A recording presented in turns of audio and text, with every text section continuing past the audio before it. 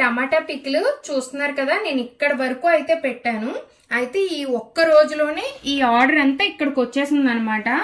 నేను ప్రిపేర్ చేశాక ఒకే ఒక వీడియో పెట్టాను, మొత్తం టమాటా పికిల్ ఖాళీ అయిపోయింది. మళ్ళీ ఇప్పుడు ప్రిపేర్ చేస్తాను. ఈ లోపల నేను రైస్ లో టమాటా పికిల్ టేస్ట్ చేయలేదు అని ఇప్పుడు టేస్ట్ చేయడానికి అయితే తింటున్నాను అనమాట. టైం వచ్చేసి ఇప్పుడు 9:45 అవుతుంది. ఇప్పుడైతే తింటున్నాము. హార్డ్ వర్క్ అనేది ఇలా ఉంటుంది ఒక బిజినెస్ వెనకాల.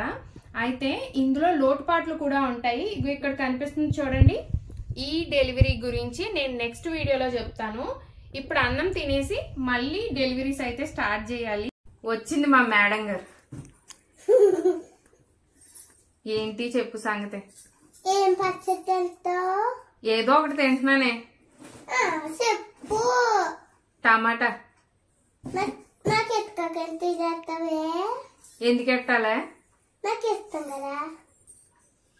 ఇది లేకుండా తిందాం అనుకున్నాను, వచ్చేసింది రాకసి. దా ఫస్ట్ ముద్ద మేడం గారికి వెళ్తుంది మళ్ళీ. చాలే అమ్మమ్మతో ఆడుకో. టేస్ట్ ఎలా ఉంది లోలి? ఎందుకు బాగోదు? ఆవిడ టమాటా ఫేవరెట్.